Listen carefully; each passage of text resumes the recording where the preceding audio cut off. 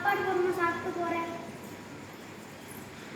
Hello, அப்படியா? சரி சரி, ரொம்ப சந்தோஷமா இருக்கே. சரி, என்னையா ஆச்சு?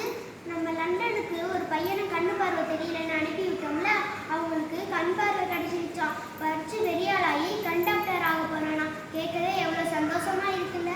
ஆமாய்யா, சரி நம்ம புறப்படுவோம் ஐயா. சரி வா, கிளம்பலாம். உடையாளே, இந்த பக்கம்லாம் என்ன விளையும்? இந்த பக்கம்லாம் கேப்பை, சோளம், இந்த மாதிரி புஞ்ச பயிர் தயா விளையும். அதுவும் மழை பெஞ்சா தயா. உடையாளே, மழை பெய்யறதுனா மக்கள் பாடுனாவும் ரொம்ப கஷ்டம் தாயா. சரி உடையாரே, சுதந்திரம் வாங்கி இவ்வளோ நாள் ஆச்சு, நடங்கள்லாம் இவ்வளோ வளர்ந்து போயிருக்கு, மக்கள் பசியை தீர்க்கவே முடியலையே. சரியா, நம்ம இப்படி ஒன்று பண்ணலாம் ஐயா. குளத்துலலாம் ஏரியில் தூர் வரலாம் ஐயா, தண்ணி தேக்கி வைக்கலாம் ஐயா. அப்போ மக்கள் ரொம்ப கஷ்டப்பட மாட்டாங்க ஐயா. சரி உடையாரே, நிறுத்துக்க சொல்லுங்க வண்டியை. சரியா, நிறுத்த சொல்கிறேன் ஐயா. பெரியவரே, எங்க வாங்க, கும்பிட்றேன் ஐயா. வணக்கம் வணக்கம். என்ன அந்த காலத்தில் ஆடு மாடு வச்சுக்கிட்டு இருக்கீங்க? எல்லா வீட்டில் இல்லையா? யார் வீட்டு மாடுங்க இதெல்லாம்?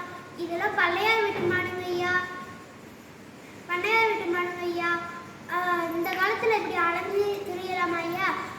வயசானாலும் வயிறுன்னு ஒன்று இருக்குல்ல ஐயா, அதுக்கு தஞ்சி ஊற்ற வேணாமா? சரி சரி, நீங்களாம் பள்ளிக்கூடம் போலையா பிள்ளைங்களா?